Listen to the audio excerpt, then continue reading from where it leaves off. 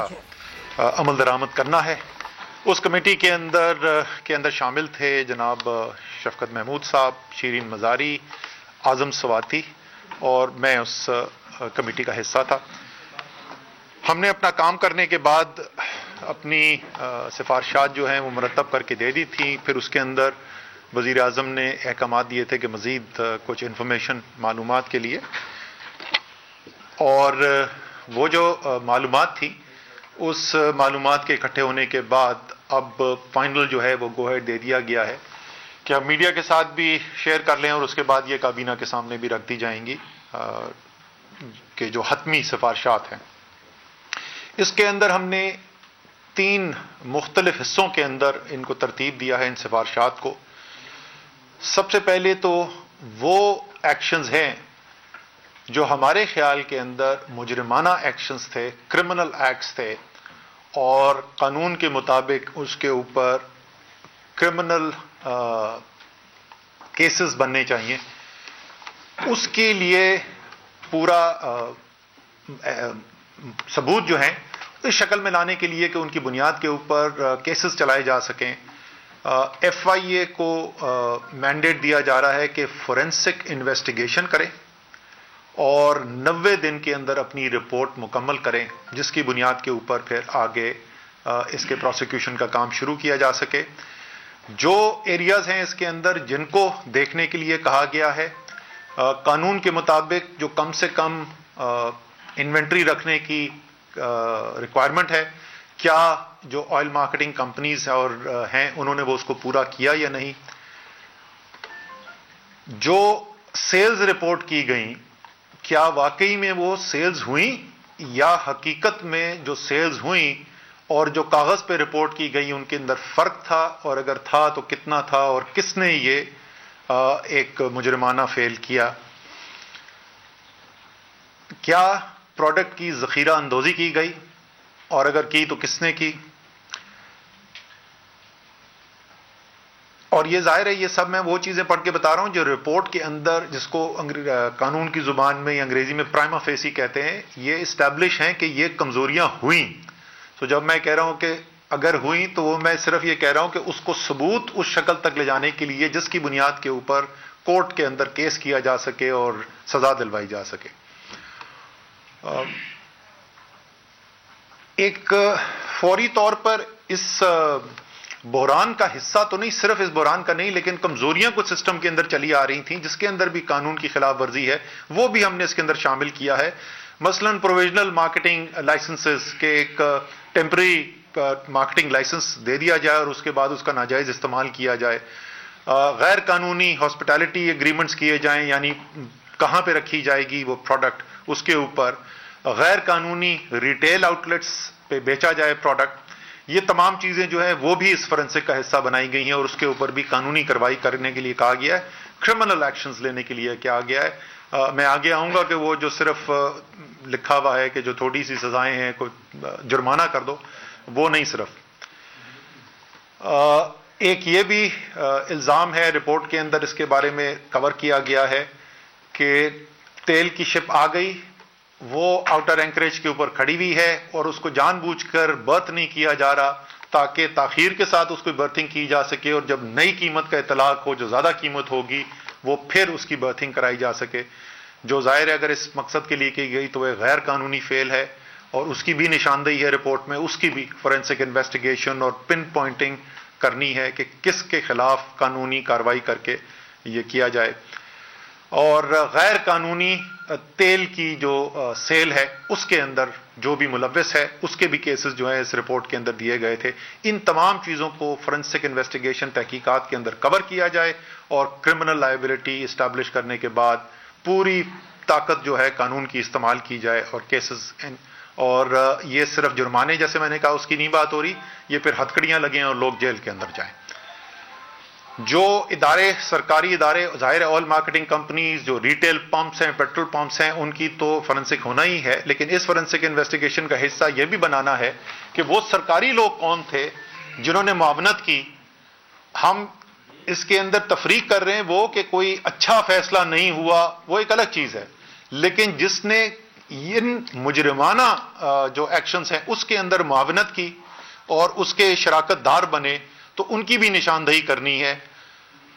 اس کے اندر petroleum division کے جو لوگ ہیں پوری چین جو بھی اس کے ایکشنز کے اندر ڈسیشنز کے اندر انوالوڈ ہیں ان کی انویسٹیگیشن, اوگرا جو ریگولیٹری اتھارٹی ہے ان کی انویسٹیگیشن, زیادہ تر یہ جو معاملات ہیں اور جو برتھنگ پلان سے ریلیٹڈ جو میں نے معاملات کہے اس کے اندر منسٹری آف میریٹائم افیئر اور پورٹ اتھارٹی کے آفیشلز جو ان فیصلوں کے اندر براہ راست انوالو ہوتے ہیں ان کی انویسٹیگیشن کے لیے کہا گیا ہے. اس 90 دن کا پیریڈ جس کے اندر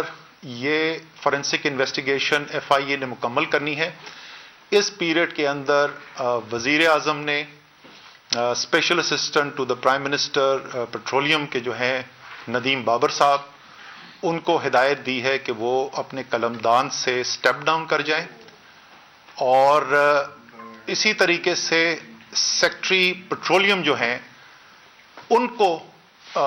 رپورٹ ٹو اسٹیبلشمنٹ کا آرڈر دیا جائے گا جیسے ہی ان کی ریپلیسمنٹ کا فیصلہ ہو جاتا ہے, لیکن اس فورینسک انویسٹیگیشن کے شروع ہونے سے پہلے. اور مطلب کہ اس کو سٹیپ ڈاؤن کا کہہ دیا گیا, آرڈر مانگ لیتے ہیں. جی مجھے مکمل تو کرنے دیں میں. ہاں ٹکٹ غلط نہ چلا دینا کیا نہیں. اچھا ہم یہ بات بالکل واضح طور پہ میں یہ کہنا چاہتا ہوں, اس کا مطلب یہ نہیں کہ کوئی غیر قانونی اقدام جو ہے وہ نظر آیا ہے ہمیں یا special assistant to the prime minister سے متعلق یا سیکٹری پیٹرولیم سے متعلق,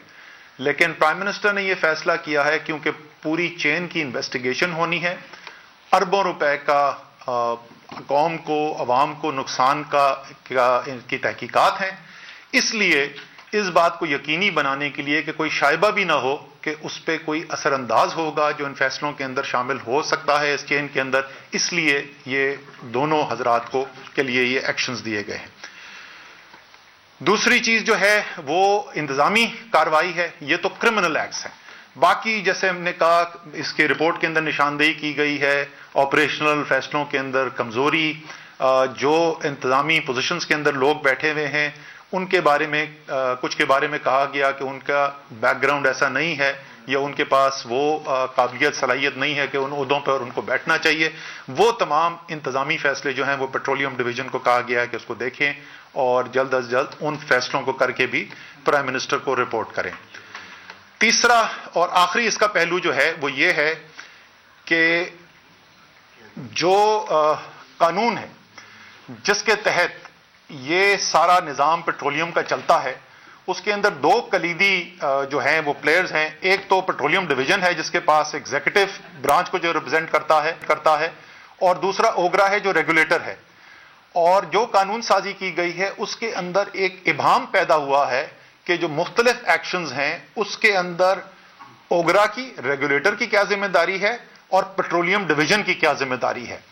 اس ابہام کو ختم کرنے کے لیے ایک قانون بنایا جائے گا اور جو بھی امینڈمنٹس ریکوائرڈ ہیں تاکہ کوئی ابہام نہ رہے, بالکل واضح ہو کہ کس کے پاس یہ اختیار ہے اور کس کی ذمہ داری ہے. کیونکہ جب یہ انویسٹیگیشن ہوئی تو اس میں ایک پہلو یہ بھی آیا اور ہم نے وہ کیبنٹ کمیٹیز کے اندر بھی دیکھا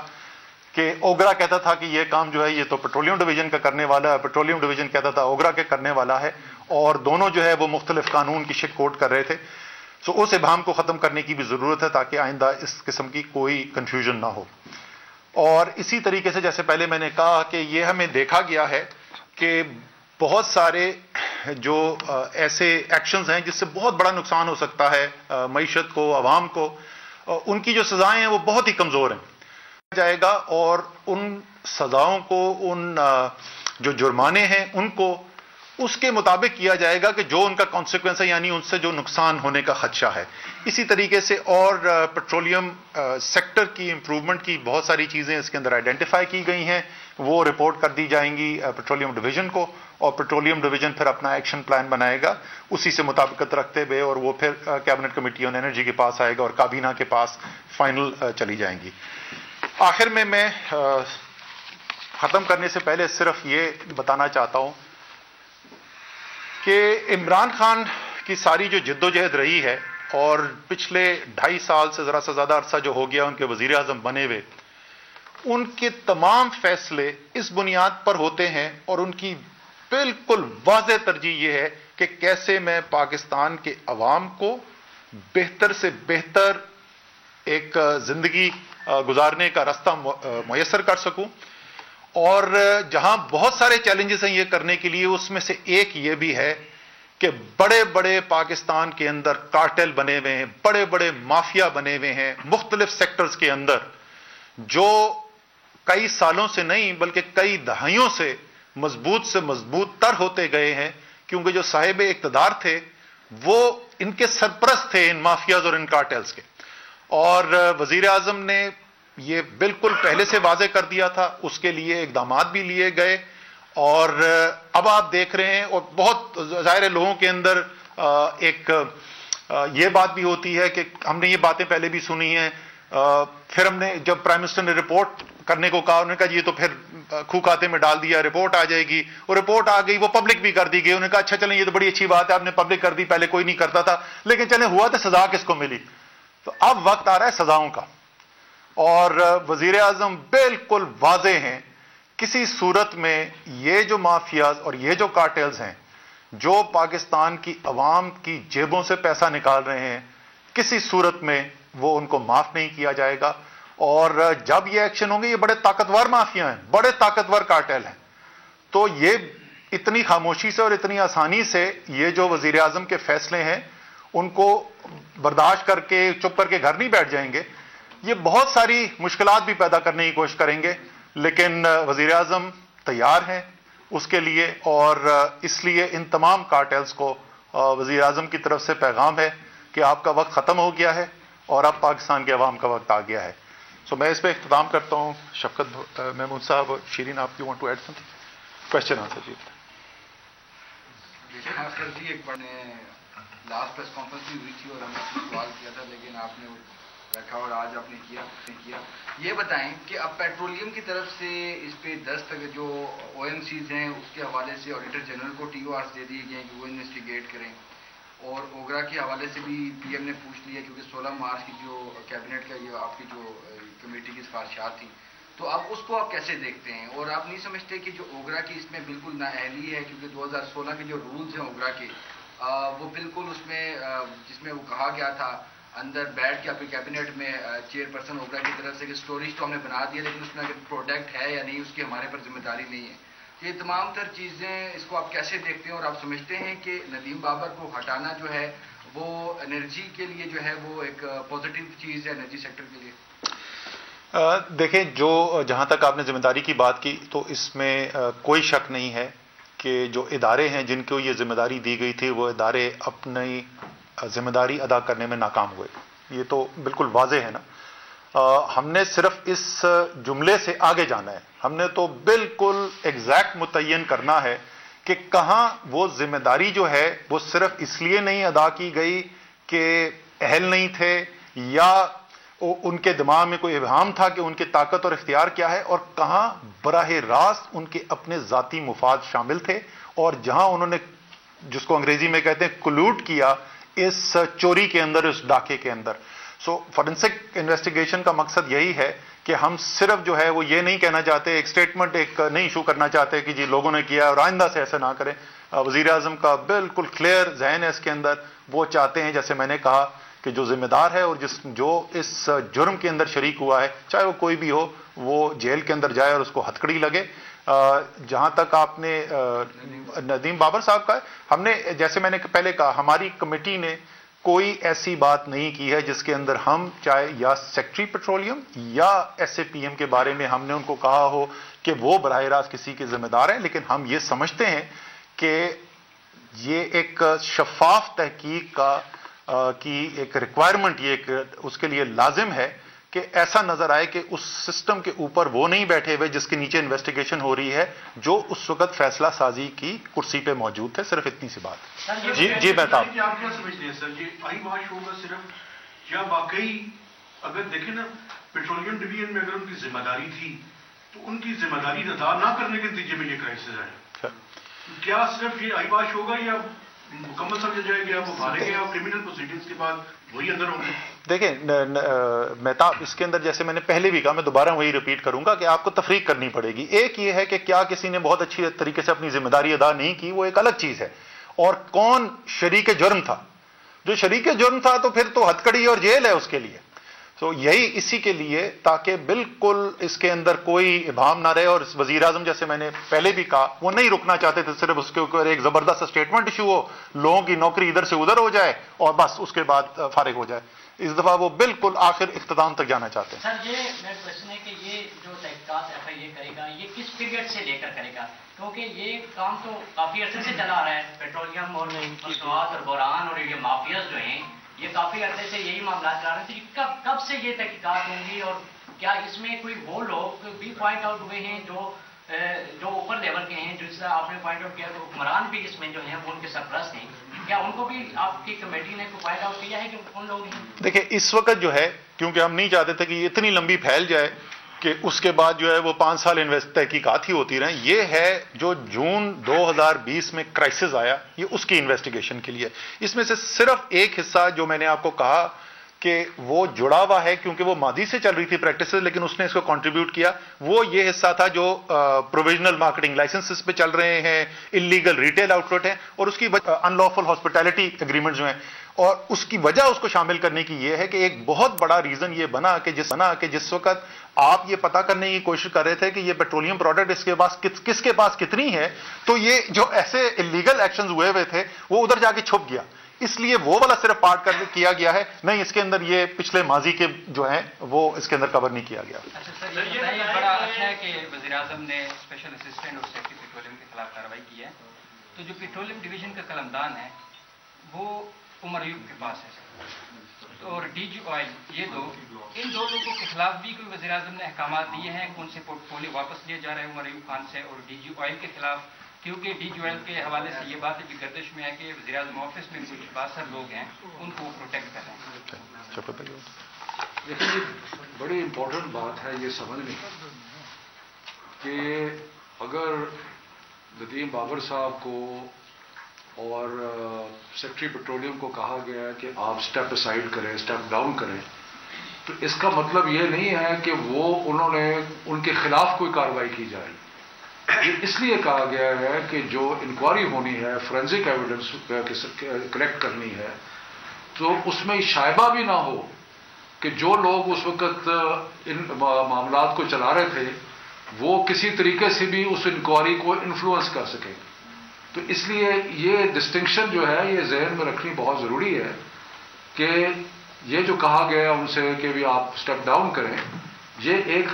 اس انکوائری کو شفاف بنانے کی طرف ایک قدم ہے. سر ایک سوال ادھر سے بھی لینا ہے.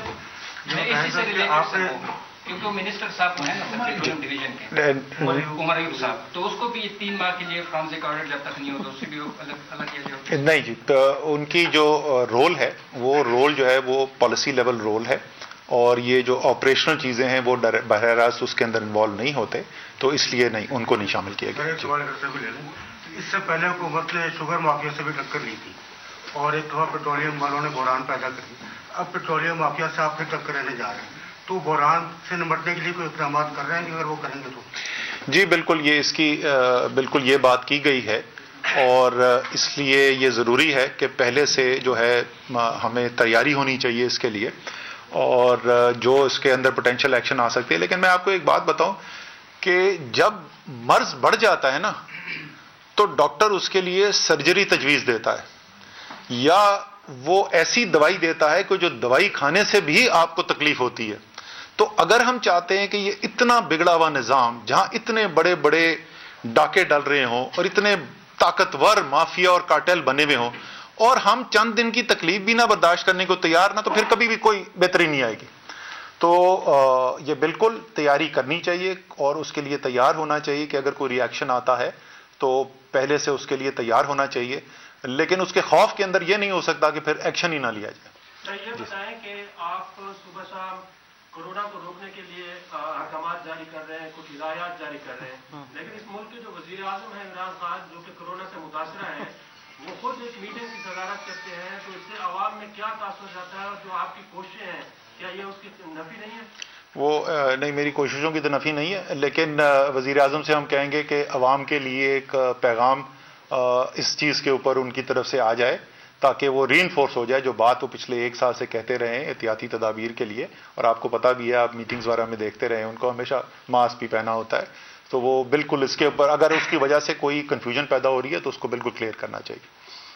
تو یہ شفلنگ کب تک ہو رہی ہے کیبنٹ میں، اور کیا آپ کو بھی کوئی؟ اچھا، میرے خیال میں اب اس پہ کوشچن ختم ہو گئے، تو تھینک یو ویری مچ.